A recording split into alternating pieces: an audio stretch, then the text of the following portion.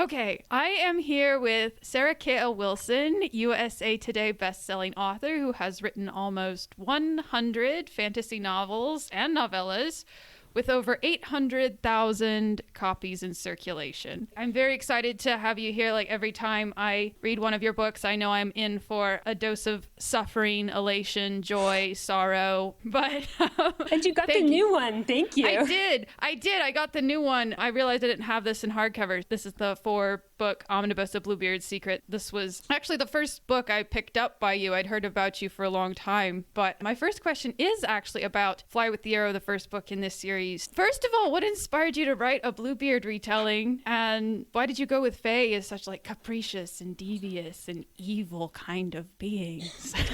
So my sister's a family counselor, and she wrote an article for a magazine on the family dynamics in the original Bluebeard fairy tale. And it was really quite a cool article. I liked it a lot. That sounds amazing. But me being a fiction writer and not at all a counselor, I thought this would be a really fun fairy tale to retell. Fairy tale retellings were like very popular at the time. Everyone was doing like, Beauty and the Beast, Cinderella, that kind of thing. And I thought, but nobody ever does Bluebeard. And so I wanted the challenge of how in the world do you take somebody with a room full of dead wives and make him the hero of a story? That was my question. I wasn't sure. I was like, how is this going to go down? But that is incredibly fascinating. Now I want to ask more about how the article influenced your writing the story, but Well, my sister's article really brought out the calling of the brothers, and there's a sister in the original tale too, and a mother in the original tale. I kind of got rid of the sister because I didn't have a place for her, and the brothers in my story are even more useless than the ones that she was looking at, but she was talking about women and how they work in family dynamics and whether in a patriarchy brothers are actually of any help if they're so far away, and all these kind of questions about family dynamics and about how you need a community to come to your rescue if you end up in a situation like the real Bluebeard story where the girl was really in a lot of trouble. That is brilliant. Now I need to go find that article. I love that so much. I'm very happy I asked this question. Your books do a really excellent job. Like you create very high stakes without desensitizing the reader to what's going on. I've read books where it's just trauma after trauma and I stop caring, but your books just manage to amp everything up and keep me on the edge of my seat the whole time. So like, how do you do that? I love high action books and I love fantasy. I even like dark fantasy where there's like a lot of violence. But I think that the ones I like the best, and the reason I try to do this in my stories, is the ones that don't forget that there's a huge cost to violence and a huge cost to everything that we do in the world, really. And I think a lot of times people like lose sight of that. So someone dies, your character kills them probably. If we can try to remember this is a person, like there's somebody out there mourning this person. The world is going to be different because they're gone. Maybe they were a terrible person, but they still maybe had a dog who loved them, or they maybe had a parent at some point who cared about them. I try to remember those things and as much as possible lean into them because I don't want to be desensitized to violence either. And I feel like in life, even our lives that are not that violent are very high stakes, or they feel very high stakes in the moment. And I don't want to lose that either because every day we're worried about, can I pay the rent? Can I pay the grocery bill? And that feels very high stakes. Imagine how intense it is if you're actually like running for your life. I hope that helps. I really do like the way you even humanize characters who are evil, but then there'll be like a little tidbit in there that's like extremely humanizing, just like a tiny detail. I've noticed you doing this, but I can't think of a specific example right now, but I have appreciated it. I have noticed it in the past. I got in so much trouble the last time I was in an interview because they asked me where I get my ideas for evil characters from, and I told them they all come from me, and they did not like that answer at all. No, I relate to that. We all have dark pieces of ourselves. That's a very honest and humble answer. I appreciate that answer. I do. Oh, this actually does tie into Of Deeds Most Valiant, because you had really good villains in this one. It really struck me in this that you write this very stark depiction of corruption, corrupt religious officials side by side with these characters who just have very sincere and pure faith. And like, how did you balance that in the story? Did you have to think about that very hard? This is my favorite of the books I've written so far because it really dives down into who I am. Yeah. Oh, okay. Well, I love this book. So go on, go on. I think, for me at least, I think that in areas of faith, you get both the very best and the very worst of people. And I think it's because it hits so true and so close to the core of our humanity. When we talk about faith issues, it's like such a closely held value to people, regardless of their faith, that when they talk about them, when they act on them, you get both the very, very best of who that person is, and sometimes you get the very, very, very worst, because they are defending something possibly indefensible, or they're defending something that they believe is valuable but can't explain why, or they're doing it in a terrible way.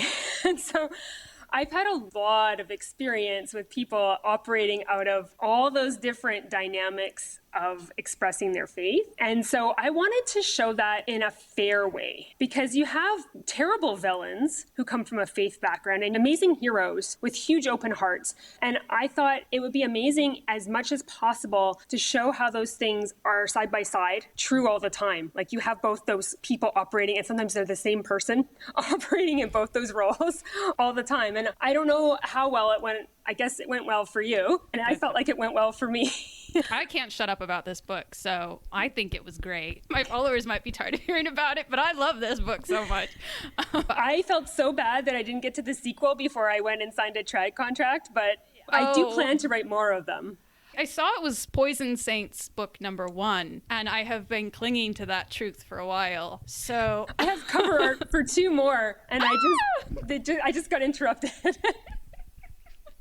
Oh, well, that's okay. I can wait. It's okay. I'm patient. I'll keep talking about this book anyway. But this is kind of true for both Bluebeard's Secret and of Deeds Most Valiant, which are too heavy for me to lift with one hand.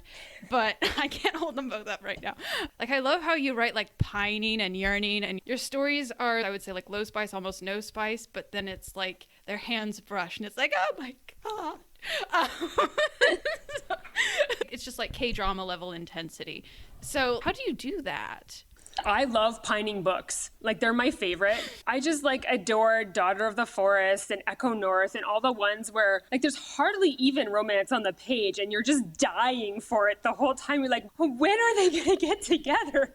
Those are my favorite. And I don't know if it's because I spent so much of my teens being like a pining girl, pining for people who did not want me, or if it was some other reason. But I think even as an adult, I tend to be one of those people who is always wanting very badly something they don't have. And so it's easy then to translate that to the page. And also just because I love it so much. Those are my favorite romances. And I know they're not for everybody. Like, my best friend is like, Sarah, for crying out loud, let them get together. This was like one of the supreme slow burns I've ever read. It's just so amazing. Well, thank you. Yeah, but you do a lot of like the forbidden romance in this one too, the slow burn. I love that. I love that so much. I loved it in the Tangled Fae. I love it. I love it. I love it. Anyway, this is why I asked you on the interview. So And I'm honored to be here. Oh, thank you. I'll try to tamp down my fangirling long enough to ask the next question. I really love the language, the way you write, like especially the dialogue and everything I've read by you. But it comes across as like fairy riddles. If Shakespeare was a fairy, is kind of how it comes across. Do you have a lot of Shakespearean influence? Does that just come to you as you draft, or do you go back and edit it in? Or I love Shakespeare. Love Shakespeare. And I love old fiction. I just love how the dialogue, how people speak to each other. I'm always trying to take down like little notes about turns of phrase I hadn't thought of. And oh my goodness, I found one the other day. This guy had been talking about how it was only between like in a short 200-year period that people were inventing words like sellsword and turncoat, where the verb comes first and then the noun with no on the end. Not like traveler, where you're one who travels, but the verb and then the noun. And I'm just so in love with that. I plan to put this in my next book, like so many insults that way. And he noticed that it was always negative things. Like, it's never something you want to be. You don't want to be a turncoat. You don't want to be a sellsword. You don't want to be a lackwit. And I thought, wow, this is amazing. So I'm always writing down little notes of linguistics from the past that I hadn't noticed before and trying desperately to put it in there. Usually it's in my rough draft, but that's just because I'm a really weird drafter. I'm not someone who puts in, like, lots of authors have like insert scene here or fill this in later, and I can't do that. I can only write from beginning to end. And when I make a change, I start at the beginning and put the change in from beginning to end. So I take forever. But yeah, so that dialogue dialogue is usually there from the very beginning, and then I just kind of tune it up as I go. That's awesome. It's even more magical that way. I kind of wish I'd read these on Kindle, because then I could have just highlighted through all these different passages that were so cool. I got Of Deeds Most Valiant as a Kindle book so that I could go back and search things and highlight them. But I can see the Shakespeare influence, definitely. Thank you. I'm now going to have to go research 200-year-old linguistics or what have you. So is there any tropes or themes or motifs that you find yourself coming to again and again? You mentioned pining is a big one, but are there any other things that are just staples of your work that you see? I'm kind of obsessed with when you can turn something on its head. So if you come into something with an obvious weakness and you can turn that into some kind of a strength, and particularly in areas of self-sacrifice where like it seems as if you are losing and instead you gain or you win. I'm obsessed with that. I'm also obsessed with the idea of something is worth doing even if it doesn't get the result that you want. So, like famous last stands, or like the whole army dies in the big charge kind of thing. And people in the modern age will often look at that and think of it as a failure because they didn't achieve their goal. Everyone's dead. But I'm a little bit in love with the idea that a thing can be worth doing even if it seems like a tragedy. And so I love exploring themes of like self-sacrifice, loyalty, and doing a thing because it is just right to do, even if it doesn't seem like it's actually going to work for you. And of course, being an author, I can make it work for everybody. But those are the themes that I love. I feel like I can see that in some of the books. I'm thinking back to where I have read that, and I did notice that appearing, where this theme, it's worth doing because it's the right thing, even if it doesn't necessarily turn out the way you want it to turn out. And I've talked about this in some of my reviews of your books. I went and I researched multiple times. I was like, is this actually a romance? Because I don't see how this is going to end happy. Yes, it does sound like me. I was like, I am experiencing doubt in this moment. And because I'm a pantser, I end up in that situation and I'm looking at it thinking, now what do I do? It's like, how's this going to work out? I have no idea either. Why are you looking at me? Okay, so what is the weirdest thing that's given you a story idea and you can't say a paper about the family dynamics in Bluebeard? I'm so glad you asked me this because it reminded me of something I'd forgotten. When my kids were really small, they used to get me up at 5 a.m. and I'd live like a whole life before anybody else woke up on the planet. And if I went to go do like an errand or something, I'd load them in the car and I'd drive to town and I'd sometimes get places before anything was open. And they'd be asleep in the car and I'd just have to wait in the parking lot. So I was waiting one day in the Walmart parking lot of my town, and it was 30 below outside, so it's like so cold. And there was a guy, the only guy in the whole parking lot, is sitting there smoking. And the smoke, because it's so cold, is hovering around him in like weird little patterns and shapes. And I'm just sitting there staring at this guy smoking away with these hovering shapes of smoke. And I thought, what if when this guy was drawing in that smoke, instead of a chemical, he was drawing in spirits, and they like overwhelmed him and took him over and operated his body like a puppet. And that was my inspiration for writing my Summer Night books, where that happens to one of the main characters. And he's smoking, and when he does, it brings in one of the great legends of the past who takes him over and uses his body and does things in the world. And yeah, it came from this guy just sitting there having a smoke on a really cold day. I started Summer Night on my Kindle, and I need to go finish reading it, apparently. It's a bit rough. It's one of my older ones. Is that the one where there's like the trackers who can smell? Yeah. They have like magical scent powers. And the city-sized dragons, so all their cities are built on dragons, dead dragons. Yes, that part. I thought that might be a myth when I started the book, but it looks like that's actually true. All right, well, I need to go read that book too. This is a little more. So what is the most memorable or touching message you've received from a reader? I have two. Okay. One was more recent. It was right after I wrote Deeds Most Valiant. I got an email from a girl, and she had just attended her grandmother's funeral, and she'd read that book on the plane ride there, through the funeral, and then coming back, and she was talking about how she'd had a rough time, and the book had meant a lot in the middle of that, and that was just incredibly touching that she took that moment even just to tell me about it after she'd been through so much. And the other is there's a guy named Harold who's credited in almost all my dragon books, and he found me early on when I was writing my dragon school books, and he had just lost his daughter who had a lot of health problems. She had been a very young woman when she passed, and she had been living her life with disability, the same as my character in that book. And it meant a lot to him to see disability portrayed in a way where you live a full life and can conquer and can help your friends, and it doesn't slow you down in any way. I guess it reminded him of his daughter. And because he wrote to me, he ended up being like my reader through that whole series. And he said it meant a lot to him, but honestly, his input meant so much to me. I'm never going to forget that Harold did that for me. Oh, so he read all of the Dragon School books? And He essentially operated like a beta reader for me, even though I'm like the worst and won't have beta readers for anything else. It's my one guy for that. Well, that is very special. It is. What is a theme, a retelling, or a topic you would like to write, and what would you like to bring to it? Well, I'm right in the middle of writing Thrushbeard retelling. Thrushbeard. That's what Orbit's going to be putting out. The Fisher King. Yes, the Fisher King. Although they've changed the title to Her Fisher King. It's a 3-book series. But it is like it starts as a Thrushbeard retelling, kind of wonders like after book 1, as these things do.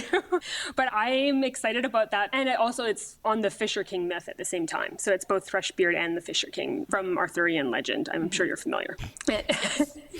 Yeah, being as it's you, Elizabeth, and you know all these things. So yeah, I was really excited to write that one, and I'm like dying for everyone to read it because it's been like the first book's been done for a while. It's like going through like the 100 million proofreads that you get with traditional publishing, and I'm like, I am dying to share this book with everybody. It's not coming till February 2026, so I'm gonna have to be dying for quite some time. Okay, but for people who may not be familiar, like what is a Thrushbeard and what is the Fisher King myth? The old Thrushbeard fairy tale is the story of a girl whose father tells her that she has to get married. And he has like some candidates that she can choose from, and she refuses to marry any of them. And so he says the next person who goes through the door is going to be your husband, whether you like that or not. And in comes a beggar with, I guess, a crazy beard that looks like the tail of a thrush, according to the fairy tale. I had to look up what a thrush's tail is, but it's kind of like this. So he looks crazy and she has to marry him, and in the story it turns out he is a king and she actually ends up in a great place, which is great for her because most of us wouldn't get that ending to that story. I don't have the father. I have the gods who tell her that she has to save her people. She has to marry the next person to wash up on her docks. And the Fisher King story is the story of the man guarding essentially the Holy Grail. And he has an never healing wound in his thigh. It's a big metaphor, although I didn't dig into the metaphor as much into my retelling. But so our Fisher King is just like the one from the legend with the big wound he's got to deal with. I'm very excited to see how these two combine. Oh, I loved it so much. Without giving us spoilers, can you tell us what it is you feel like you're trying to bring to this story, that bring to these two retellings, or what it is you love about them so much? Well, for me, I'm a big sucker for wounded main characters. So our male main character having this never healing wound, I'm like a sucker for people getting healed from huge wounds. And of course, I love the idea of people being thrown into a marriage that they didn't ask for and having to work with that. Both parties being like, okay, what now? And so I enjoyed that side of things, of working with it. And also, I was inspired by something that you said online, Elizabeth, because you were critiquing people who write enemies to lovers stories and nobody tries to kill each other. And so, my heart is so warm in this moment. And I thought, I think I can do one better than that. So I can't say more than that, but I think that you'll enjoy it for that reason. When you get to that part of it in like a year, remember it was for you. Oh my gosh. Well, it's February 2026. Yeah. Okay, so it's only 9 months. There 9 you months go. from now, less than a year. The length of a pregnancy. Just the amount it takes for a human to exist. So that's the end of my questions. We just sped through them, but yeah, speed running. Usually 10 questions takes an hour to get through. We're like just that good. Or I just didn't ask enough questions. But where can people find you online? And I guess we talked about Her Fisher King coming up, but do you have anything else you'd like to tell us about? I am moving. I've been exclusive with Kindle Unlimited my entire career, and I'm slowly moving my books wide. So if anybody is a Kindle, a Kobo, or a Nook reader, and they're wanting to pick up my books, they'll be slowly rolling out through summer and fall in those formats. And I'm everywhere as Sarah K.L. Wilson. Those are my middle initials. And at sarahklwilson.com. Awesome. I remember the brief interlude where Amazon killed your account, and that sucked. They gave it back to me, but I was very, very nervous. And so I thought, well, I guess it's finally time to pull that trigger. Okay. Well, not relying entirely on King Bezos. So thank you so much for joining me today for this turned out to be a brief interview. We'll be sharing clips of this on social media once it goes live, and I'll be sure to tag you in those.